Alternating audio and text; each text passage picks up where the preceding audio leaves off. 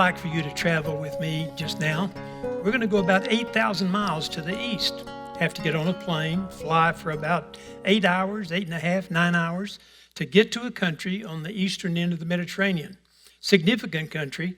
For those of us who believe the Bible and for those of us that are believers, it's significant to us because it is that country that Jesus was born in Bethlehem, reared in the city of Nazareth, and eventually made his way some of the time down to the city of Jerusalem. And that's the city I want to take you to. The city of Jerusalem is millenniums old, but the most important time for us right now in this season was during that time at the end of Jesus' life. I want to talk to you about the last 9 days of his life, culminating in his resurrection Monday morning after his crucifixion. I've traveled to Israel years and years and years, and I never get over the unbelievable movement that takes place in my heart and my soul when I'm in that city. I go to those places in the last days of Jesus' life. I go to where he was in front of Pilate and went through a trial. I go to the skull hill, Golgotha, where they died him on the top. And then I end at the tomb where he conquered death and conquered sin. And I want to know about all of those events. You see, someday my heart will beat for the last time. Someday these lungs will take their last breath. I exercise them. I run, I walk, I take care of this body. I take vitamins. I try to eat the right foods. I try to get the right amount of sleep. But here's what I know. Someday I'm going to die. Barring the fact that Jesus returns to the earth, I'm going to die and you're going to die. And everyone that lives on this earth is going to die. It doesn't matter if you're rich or poor, young or old, male or female, educated, uneducated. It's coming. And one of the most important things is that you and I understand we need to be ready for the most climactic event that is going to happen in our lives. And it is in Jerusalem that I believe we find the answer of what it is that we want to know. I carry a small cross in my pocket. It's a little rounded off and smooth.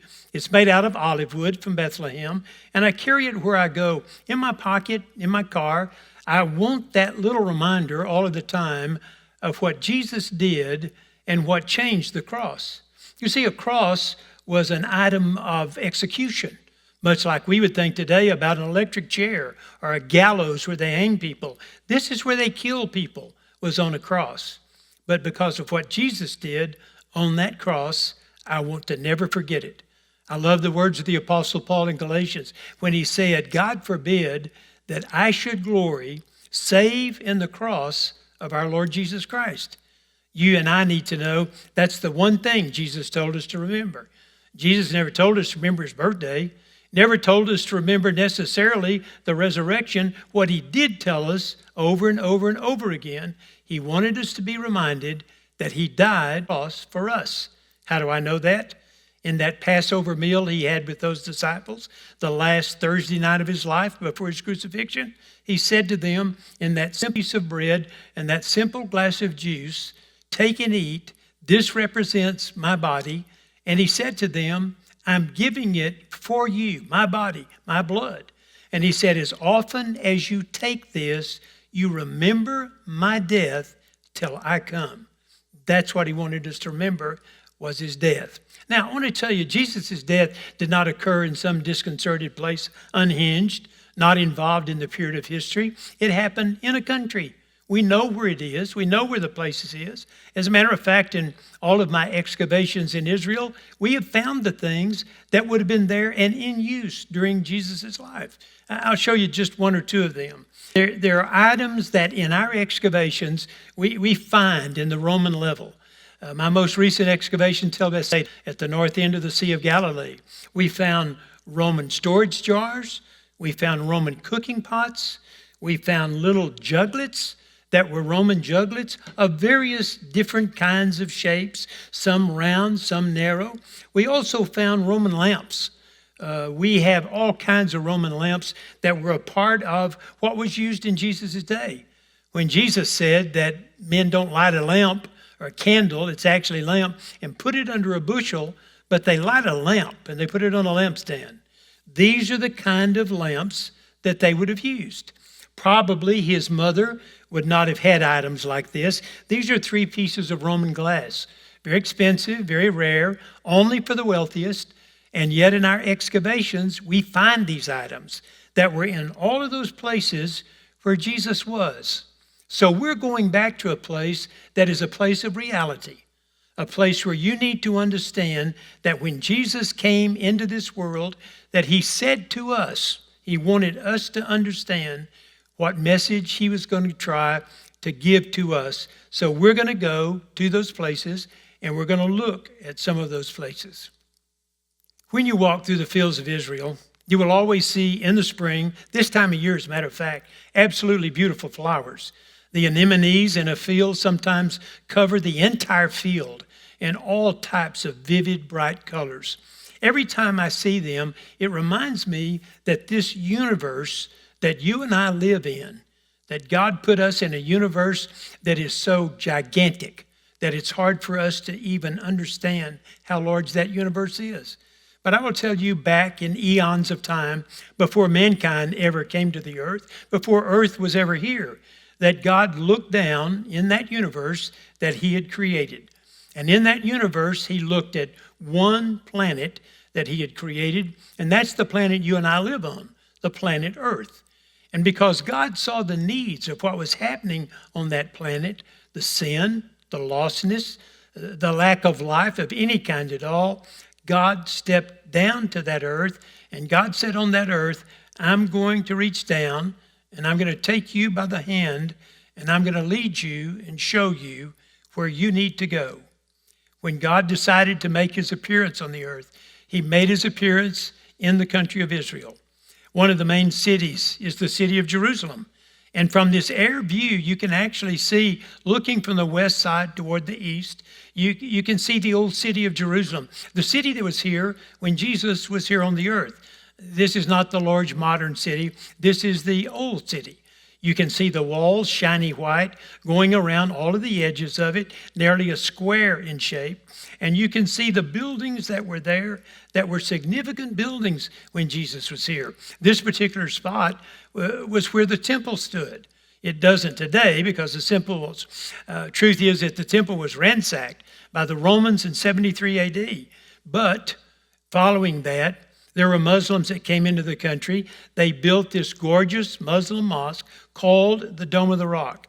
And immediately behind me, when Jesus came here the last few days of his life, there was a town that he went to, town of Bethany. He went to the home of Mary, Martha, and Lazarus. And from that town then, he would walk into the city. There would be people riding donkeys, which was the main transportation in that day. But Jesus would have gone with his disciples. He would have walked in one of the gates to the old city. And it is that event on that Sunday, that first Sunday in this week, that we talk about the triumphal entry. Matter of fact, we believers today more refer to it as Palm Sunday because it says that people waved to Jesus as he rode in on the donkey. They waved their coats, they waved their cloaks, they laid them on the ground for him to walk on. They also took palm branches, and that was a sign of victory, like a conquering king coming into the city. And so Jesus would have gone into that area probably from about here. This is a valley that runs on the east side of Jerusalem called the Kidron Valley. And the Kidron Valley is mentioned several times with Jesus and his disciples going across it. They would have seen the walls of the old city, walls at that time that had been built by Herod the Great. And also, they would see stones that were very identifiable as coming from Herod. They had margins on the side. They had what's called a boss in the middle of it. And they would have been used to construct the temple that was there when Jesus was here. Where you saw the Dome of the Rock with the gold dome, this is actually a reconstruction of the ancient city of Jerusalem in the New Testament period. The temple was in the center. There were porches and courtyards that went around it, but this would have been what Jesus would have seen when he was here. Matter of fact, the western wall that held up that temple is actually a wall that most of us know today. It's one of the few walls left standing from the temple. And it is a wall today that in Jewish lore is called the Wailing Wall. It is called the Wailing Wall because Jews come here to worship. Not only Jews, we Christian believers, when we're in Jerusalem, we go up to the wall. We pray at the wall. You can even write a note in a prayer on a little piece of paper and stick it in a crack in the wall. But it is one of the most noted walls, probably, of any wall that exists in the world. There is always somebody there, day and night, 24 hours a day. If you walk to the right of that wall, there was a walkway that went up and across an arch, and it was an entrance to where the temple was. Now, I show you this drawing because if you look underneath that arch, you can see a street going right and left. That was a Roman street. If you look at the arch where it joins to the wall, there's a little piece right where it joins, and that's what I want to show you. You see, you can see a little bit of the curvature of the stone on the top. But down below it, when archaeology excavated that particular street, they found this Roman street. On the right-hand side and the left-hand side, there were sidewalks. You can see shops on the left. Even the right-hand side had little shops. This is where people would have shopped north to south in the old city. There's not much doubt in my mind that Jesus would have gone on that road, on that city street, probably several times. Certainly, his disciples and his followers would have made their way around the Temple Mount. Now, if you look at that wall, you can go below the ground right now 52 feet. This is below several layers of civilizations, homes, houses, hotels that are built on top of it. But if you go down that far below ground, where we go every time, you can see the bedrock down at the bottom behind the gentleman that's in the picture. That is the bedrock on which Herod the Great's engineers built that wall. You can see smaller stones that had fitted in to get the line level. And then once they got that line level, you can see where they began to lay tremendously large blocks of stone on it. Matter of fact, some of those blocks of stone are as long as 15 feet long. There are some estimations of the tonnage, how much they weigh. The very fact that engineers in that day could get them is just absolutely unbelievable. And you can see, again, that it was a Roman road.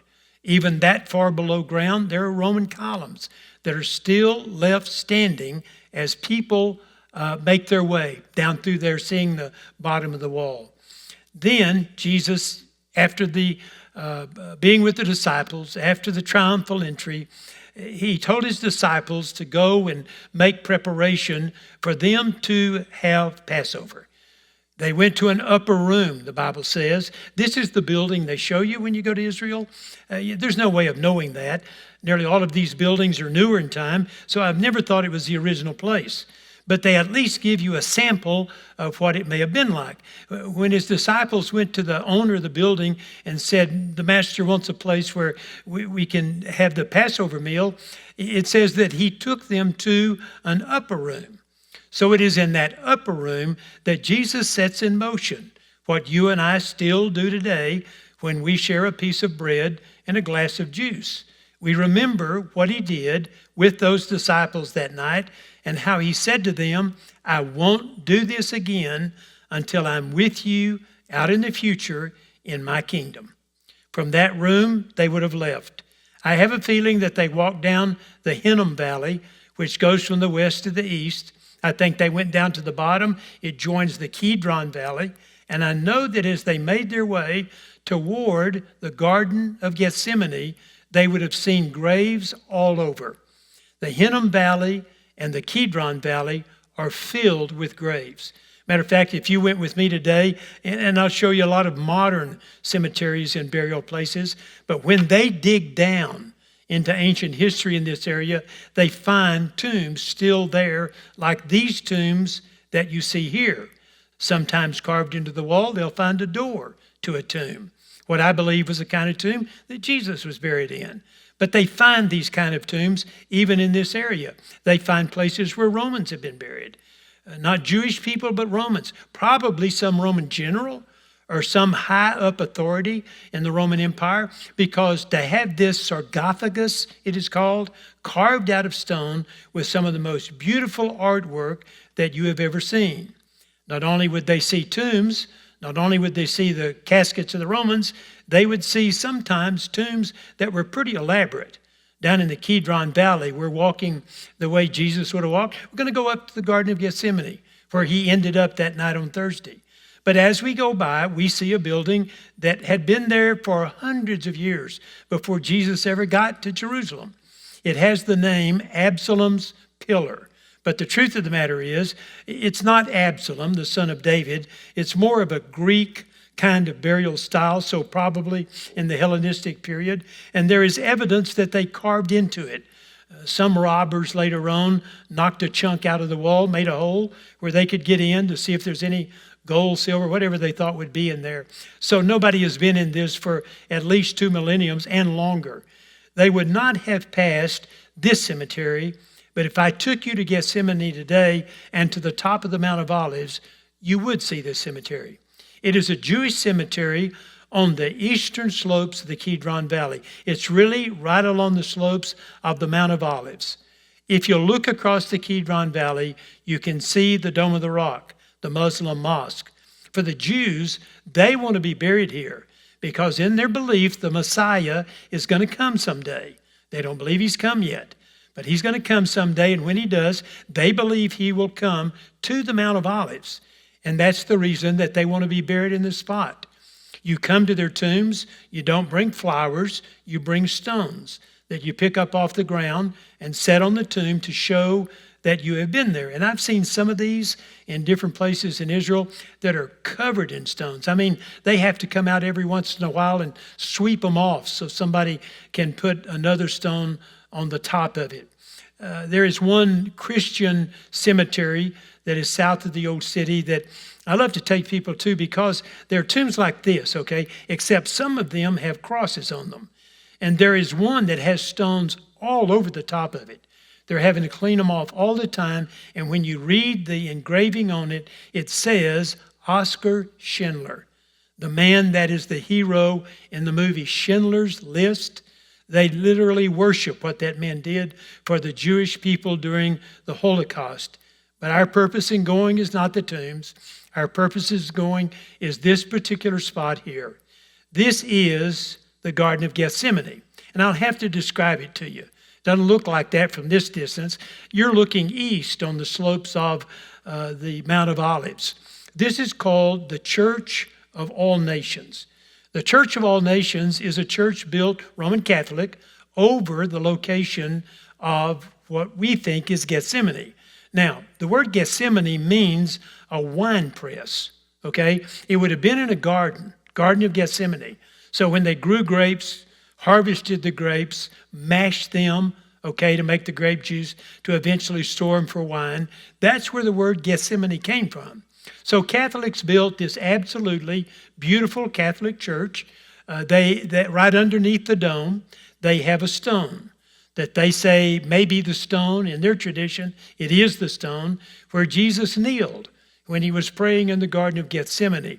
There's no historical authentication to that, but it certainly is a wonderful story. There's 2 Gethsemanes. The Roman you see on the right-hand side, and we're going to go in that garden. But up above it, you see a Russian Orthodox church. That is where the Russian Orthodox religion believes Gethsemane was located. Beautiful shape, like many Russian buildings, gold all over the outside. But I still believe that the one we're going to is the one that most likely is the spot of Gethsemane, and I'll tell you exactly why. When you're in that Garden of Gethsemane, you look across the Kidron Valley. You see one gate that is closed, okay? There's 7 other gates into the old city. They're all open. I've gone in and out them numerous times. But this one is blocked. The tradition behind this blockage is that when Jesus comes back, in the second coming, okay? When Jesus comes back and settles on the Mount of Olives, that this gate will magically open in a miracle and open the way directly into the area of the temple, and that's where Jesus will walk into the old city. It's tradition, but it's one of the strong traditions that is there. When you go to the Garden of Gethsemane, you're going to see beauty. In this case, bougainvillea vine. They have bougainvillea all over the country now that they've shipped in from other places. One of the reasons, though, I believe we're at a reliable spot. I'm going to show you 2 or 3 pictures of this. You see the tree on the right? Okay, they always have beautiful flowers, lots of bloom, lots of color. But embedded in that courtyard, in that garden inside the fence, are these olive trees. Now, olive trees are all over Israel. They're all over the Mediterranean area for the most part. What makes this unique is that there are olive trees in this garden that we call Gethsemane that are over 2,000 years old. They have taken pieces of it. They have submitted them to radiocarbon dating. And we know that when they were tiny trees, that they were actually here during the days of Jesus. Is it where he went? I can't tell you absolutely, black and white positive, but it certainly is good enough for me to think that in this location, Jesus prayed that prayer at least 3 times. If there's any way, God, let this cup pass from me, but not what I want, what you want. Why did Jesus do it? He knew what was getting ready to happen. He knew it from back in eternity, what was going to happen. But he was submissive to the Father to become the sacrifice on the cross for what it is that you have done. I have no idea how Jesus felt that night in the garden when the religious leaders, their kind of sheriffs and deputies walked in. Judas walks over and places a kiss on his cheek. I just have a feeling that the beauty of Jesus' face, the intensity of his eyes probably shocked them. I think those people that came to take him prisoner probably were taken aback a little bit by the fact that he said, yeah, I'm he. I'm ready. Take me. He was very open to what the Father was going to do. And so I believe they took him. I think they went around the south wall of the temple. I think they went up a hill on the other side of that south wall. And I think where they ended up is the church that you see right here in the center of the picture. This is a church called St. Peter in Gallicantu. St. Peter Gallicantu in Latin means the church of the rooster crowing. Okay? And I'll tell you the story about all that and where the church came from. If you walk up toward that church, you're going to walk on a Roman road. Coming up out of the Kidron Valley, past the south wall of the old city, you have to climb this in Jesus' day. And this takes you directly to where that church of Gallicantu is located. Outside of that church, there's a courtyard. I can give you several pictures showing you. There's some storage pits. There's some circular installations that were probably water, where they would lower a bucket with a rope, get water, fresh water, for those that lived there. And you can walk across it and see the evidence of this outside courtyard. Now, that is significant because in that courtyard, we are told it was cold that night. Even though it was in the spring, Jerusalem is 4,000 foot in elevation. It gets very cold there. And so what happened was Peter goes in, trying to remain secret, not admitting to anybody who he is. And so he gets close to the fire. He's cold like everybody else. And so while he's sitting there in the fire or by the fire with them, they begin to confront him. They begin to say, you're one of the Galileans. One young lady saw him and said, you were with him. You're one of his followers. And in all those different times, Peter denied it. Now let's go back just a little while, because a little earlier in the story, Jesus was told by Peter, Lord, they may deny you. I will never deny you. And Jesus said, Peter, I want to tell you that before all this is over, you will have denied me 3 times. And the 3rd time was in this courtyard. And the Bible says that at that point in time, the rooster crowed. That's what the church is all about. The belief that perhaps in that courtyard was where Peter denied him and where the rooster finally crowed. It was here that they would take Jesus. They would take him and they would put him in a tomb. The tomb, we think, is underneath this church. Now, it was the religious authorities. I don't mean by this picture this is one of them, but I look at people in Israel that have that look of authority, or they have that look maybe of knowledge and maybe a religious leader. Like here in Jerusalem by the Wailing Wall, one of the Orthodox Jews. I just feel like the men gathered around him that were so judgmental, wanted him dead, to do anything in the world they could to hurt him. I just feel like they're kind of epitomized by, to me, super holy people that don't even believe in him like those people there didn't believe in him, and so they took him. They put him perhaps in this cell, which is underneath that church, down what would have been the basement. You can see on the far side 2 steps leading up and down. You can see the floor. If they put him in here, he couldn't crawl out. Okay, it's deep enough.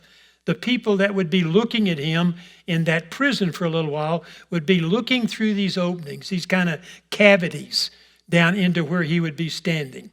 Above him, there was one hole. And you can see the hole here cut in the limestone above the cell, probably a hole where they could let down food, water, something of that nature. What I want to show you is the wall of that hole, because in the wall of that hole is carved very indelibly a cross. And this cross to me is significant because it's the oldest cross in Christianity. It's called the Jerusalem cross. You can buy them all over the world now. They're certainly all over Israel to buy. But the Jerusalem cross was the earliest that anybody knows from ancient history. It's actually 5 crosses. If you'll look at the central cross in the center, then look out on the end of each beam that goes up and down and to the right and left, you see another incision that makes another cross. So there's actually 5 crosses. The purpose of it is because people wanted a cross that to them spoke to the fact that Jesus had 5 wounds in his body when he was crucified. Count them. He had a wound in each hand, he had a wound in each foot, and he had the spear thrust in his side from the Roman soldiers. Those 5 wounds are symbolized in this Jerusalem cross. From there, they would take him to Herod. Matter of fact, 2 visits. They took him to Herod first at the Roman headquarters. When Herod found out he was from Galilee, Herod thought, boy, I can get this guy off my back. Pilate said, I'll get this guy off my back. So he sent him to Herod because Herod ruled up in the area of Philippi, north of the Sea of Galilee. So Pilate thought, man, I got this guy off my hands. But Herod questioned him. Herod didn't see any reason to kill him. And Herod sent him back to Pilate. So down those narrow streets, they would have gone all the way to the temple area again. On the northwest corner of that temple are these 4 towers, and they are part of a fortress. We know this fortress from history. It is called the Tower of Antonia, Roman fortress. They had it at this location right above the temple in the courtyards because if the Jews ever got angry, mad, started revolting, it always started around the temple. So they wanted to be up here to see it where they could control everything that was going on. So they took Jesus to that fortress. They walked him through the main door. And inside of that main door, there would have been a courtyard that was open to the air. Okay? In this picture again, you see the 4 towers? Right in the center was an open courtyard. We believe that's where they took him. That courtyard, of course, in that day was open to the sky. The rain came in, the sun came in, the wind came in. It was very open. And the towers, apartments, living quarters, kitchens were around those structures on all 4 sides. We believe that we have found that pavement. And I want to tell you why it's so significant. Because when he stood in front of Pilate and the soldiers started hitting him and beating him and making fun of him, it says specifically in the Gospels, it was done on the pavement with a capital P, pavement. It was a place well known. And that's why we believe we found the stones that were part of that pavement. 20 feet underground, but most Roman material in this city is about 20 feet underground. You can see the little aqueducts. When it rained on this, they had grooves to carry the water off. They would go down channels. They would dump into little holes to go underneath the ground. So what was underneath this? Once we've spent our time on this pavement, we go down underneath it. And underneath it, we find this huge water cistern, one of the largest ever found. Matter of fact, if I walked you down the steps into the center of this, you'd be looking at water. There's still rainwater that finds its way down in here, although the pavement is well below the modern living level upstairs. So that's where they ran the water with everything that they gathered in the rains. The stones of that pavement were grooved. Okay, they had cut striations in it for the purpose of, when limestone is wet, it's very slick. So the soldiers in leather sandals would want some grabability on this as they walk through it. If they brought horses in, even more so you would want that. But you can see where, okay, the grooves are, the roughness of the stone is, and you can see one of that stones, this game. Okay, it's carved into it. It is a game that was played by the Roman soldiers. It's nearly gone now, rubbed down so smooth, but they would play this with dice that have little pieces like, say, if you and I are playing, Parcheesi or something where you throw the dice and move a part or a person or whatever all the way around. That's how they played the game. And every time I see that, I think about the fact that it tells me the Roman soldiers cast lots and gambled for Jesus' robe, the only piece of clothing that they wanted from him. They made fun of him on the pavement. They put a crown of thorns on his head. They put a Roman soldier's garment, cloak on him to make like a king. I have an idea that they pressed the crown of thorns down. The Bible certainly says that they took their whips and their sticks and they beat him. In some cases in these trials, the scripture says that they would blindfold him. And then somebody would slap him real hard and then say to him, if you're the Son of God, tell us who hit you. Just trying to make absolute fool out of this man who was indeed the Son of God. When they got tired of their escapades, and when they got tired of beating him up enough, they took him, they put his old clothes back on him, and they began to march him down the street. We are told that there's big crowds in the city on those days. This would have been the day before the Sabbath on Saturday. On that night before Good Friday, they marched him down the streets. There would have been children that would have seen him, probably looking on and trying to figure out exactly what is going on. The streets certainly weren't empty. I think there were huge crowds looking at everything that was going on. In a map found of Jerusalem from this time period, a mosaic map. This was found in Madaba over in Jordan. And you can see the city of Jerusalem. Matter of fact, if you can read Greek, then on the upper left, what it says is Hagia Polis Jerusalem. What that means is the holy city of Jerusalem.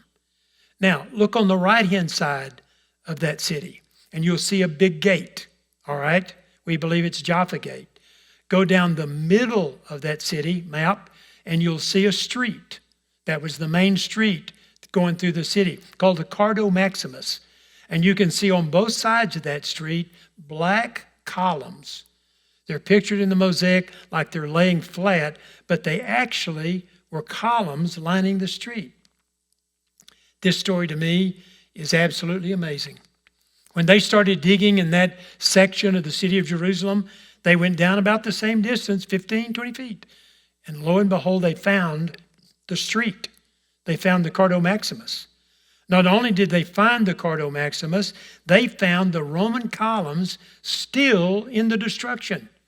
Most of them they had to set back up and they had to repair. But you can see the columns, you can see the Corinthian capitals. In some sections of that street, you can actually see the sidewalks on both sides. You can see where the shops would have been when Jesus and his disciples and the early believers would have gone up and down this street. At some point in time in history, scholars tried to reproduce the street Jesus walked. Of course, you can't. But they decided that they knew the street and they named it centuries ago the Via Dolorosa, the Way of Sorrows. They pictured it, they marked it, They said, we believe that this is where they took Jesus, carrying the cross all the way out to the hill of the skull. You can see that it's so prominent. It's in 3 languages: Hebrew at the top, Arabic in the center, and then in English on the bottom. But along that street, they would have seen the crowds. They would have seen the people making their way from one part of the city to another. They were shopping. They were going out to eat. They were buying clothing. And even along that street, if you go down it, you can see some of what are called the Stations of the Cross. Christians who believe in the Stations of the Cross on the Via Dolorosa believe there's 7 of them, okay? The first one is certainly where the stone pavement were, the actions that went on then. The third station is actually at an Armenian Catholic patriarchate in the city, and that station is where they believe or say that the cross was given to Simon of Cyrene to make him carry it on out because of the fact that Jesus collapsed underneath it. Now, I want to show you just a little bit of what is probably the number 1 spot for where Jesus was crucified and buried. I don't really like it. It's not my favorite place. It's actually on the other side of that red roof. If you'll look down below at that pavement, that is the entrance to a church that is called the Church of the Holy Sepulchre. It is a Roman Catholic church for the most part, but it's not just Roman Catholics. Actually, there's 5 different denominations that have sections of this church. There's the Syriac Coptic Church, there's the Greek Orthodox Church. The largest by far is the Roman Catholic. And I will tell you, at this season of the year, probably not this year because of what we're going through, you couldn't even get down the streets in Jerusalem, the old city, because so many people come for what they are remembering in that week that we call Holy Week.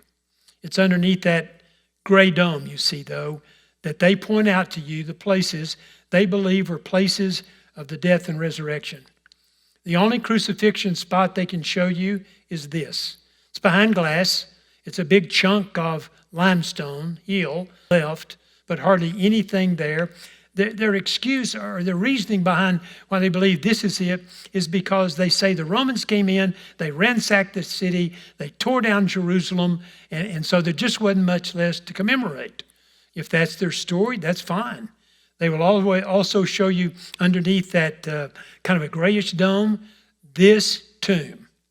This is where they take you.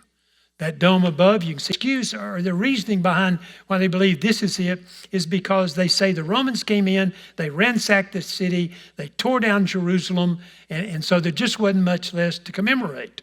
If that's their story, that's fine. They will also show you underneath that kind of a grayish dome, this tomb. This is where they take you. That dome above, you can see the sunlight peeking through.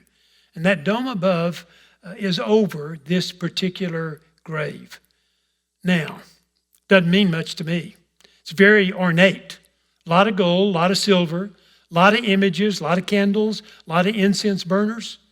And if you're lucky enough to get into it, you will see decorations like you probably have never seen in any other church in your life other than, let's say, St. Peter's Basilica in Rome. They have murals that are absolutely beautiful.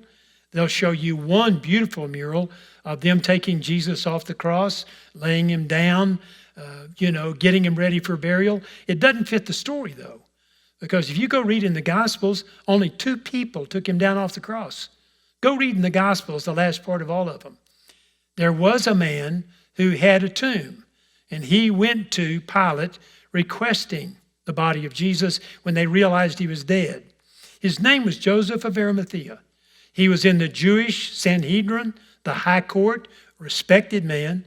And when he went and took Jesus down, he had a friend, another member of the Sanhedrin named Nicodemus. Yes, the same man that's in John 3, that Jesus told him, you must be born again. Evidently, Nicodemus had believed that. So they took him. They took him outside the city of Jerusalem off the cross. We don't know exactly where. In this model city, if you look in the top of the photo in the background, you'll see the Tower of Antonia, okay, that I showed you. They could have easily marched him down some streets, out a gate, to this location, because you can see we're definitely outside the gate. There are several gates in the city. We can't be exact which one they took him out of. Some are way out of the way. It would have been a lot of problem. This one on the east side is St. Stephen's Gate, called that because they believe in tradition. This is where the Jewish authorities drug Stephen in Book of Acts, early chapters, outside to stone him to death. It's also called the Lion's Gate because of these lions that are in the side of it, carved into the side of it. I'll tell you that when I go in those gates today, the soldiers are still there. They're not Roman soldiers, but there's always been soldiers guarding the ancient city because of all the problems there. In this case, Jewish soldiers. And I need to tell you, some of the nicest men and women in the army that you have ever met. And they give me security and comfort to know that this place is still valuable to a lot of people. My personal opinion is this is the gate they took him out of. This is called the Damascus Gate. The Damascus Gate is on the north side of the city. It's one of the largest gates going in and out of the city. It is a gate that when you walk across the bridge that leads into it, you will be on the road that goes to Damascus up in Syria. See, I believe Paul, when he left in Acts to go up to Damascus to take some Christian believers captive and bring them back to the city of Jerusalem for trial, I believe this is the gate Paul walked out of. And he got on the Damascus highway. And I believe that they would have gone out of this because it was a prominent spot where everybody would see Jesus. The Roman authorities wanted folks to see what they do to criminals. Even though Pilate said, I don't believe he's done anything wrong. If the Romans crucified somebody, they wanted a public spectacle out of it. They put them up on a high hill. They put them beside a main street or highway. So I think they took him out here. Below the big gate I showed you opening, this is the pedestrian gate underneath it. This is the gate that Jesus would have gone in and out of when he went into the city of Jerusalem. Most people did.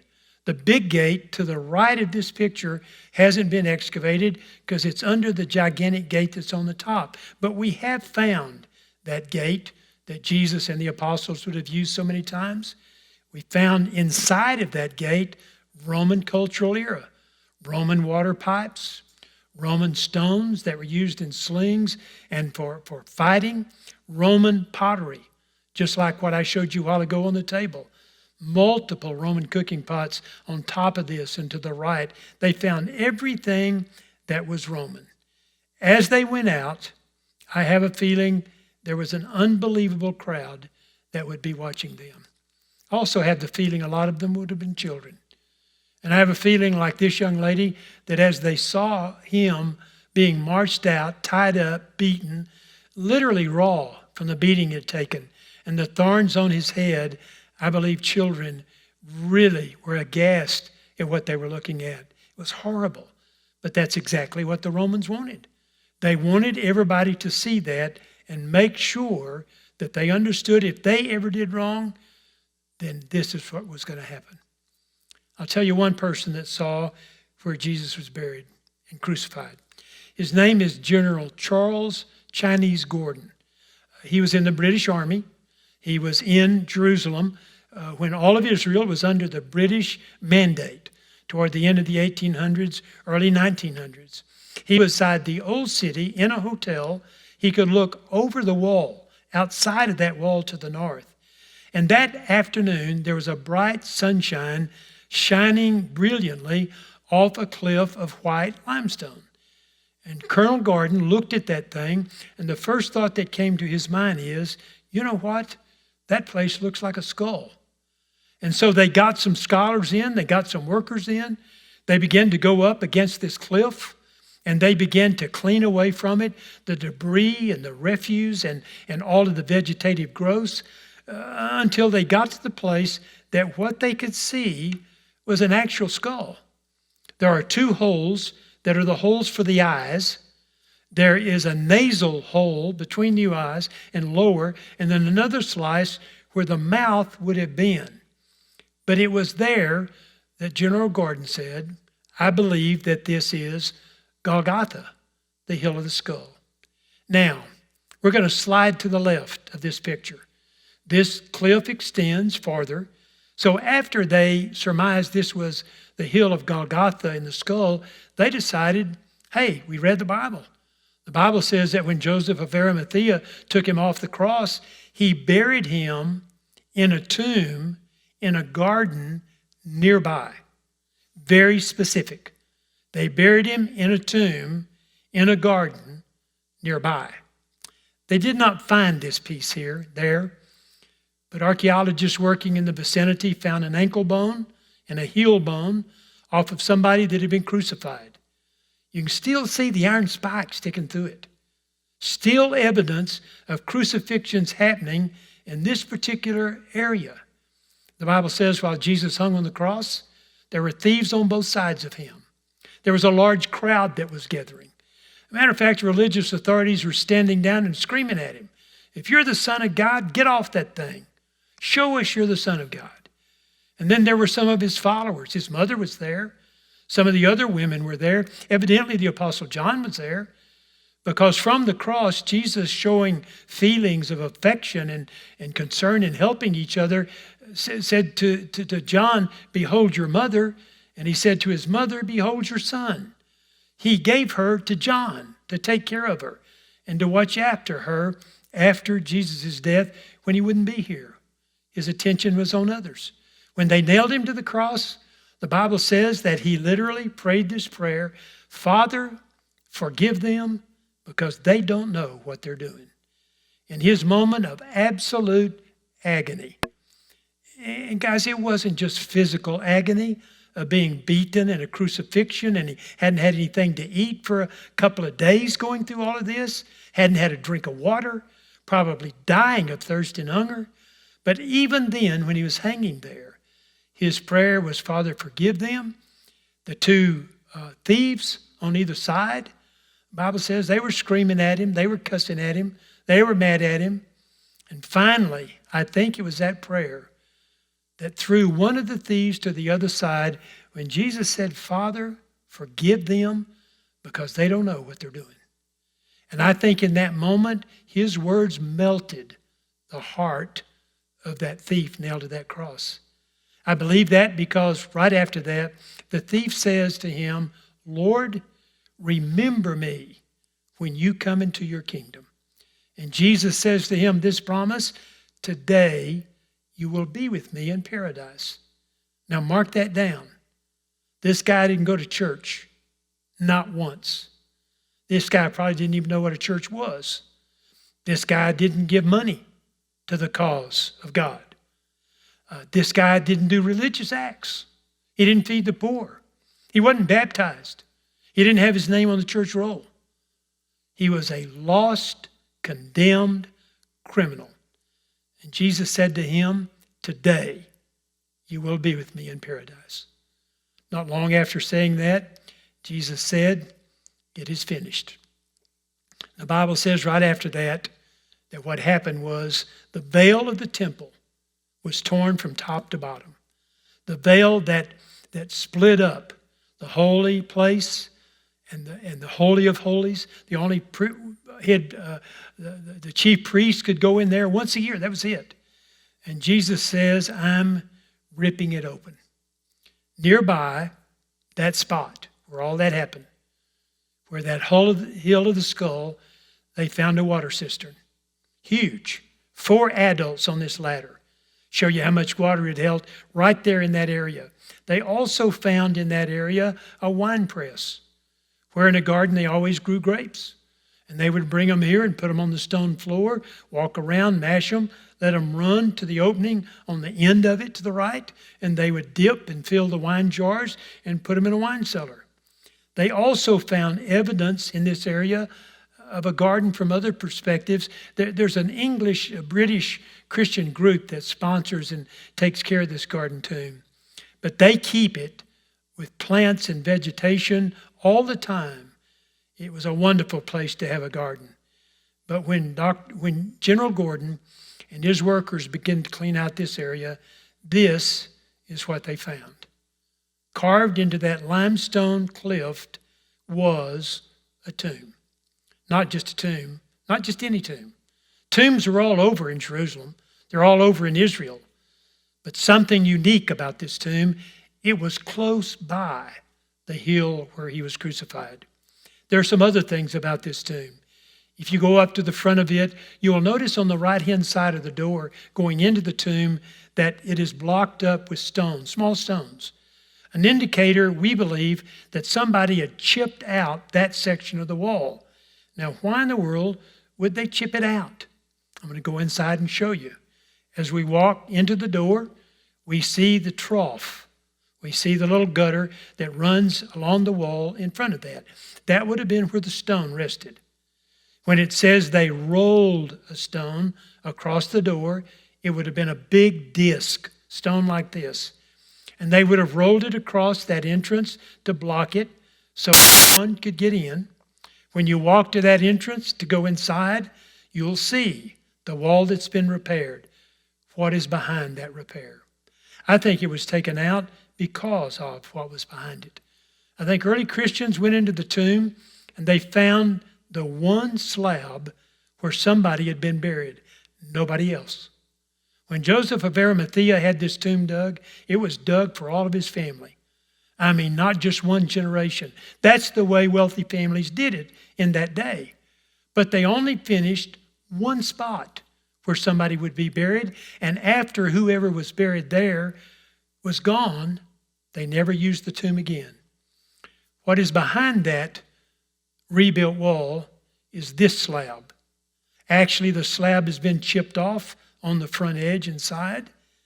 If Jesus was laid here, if Jesus rose from the dead here, then people wanted just a little piece that they could get. I believe that's why nobody else was ever buried here. It was a tomb that went out of existence for any living person. I believe it because I believe it was there that Jesus Christ was declared with power to be the Son of God by the resurrection from the dead.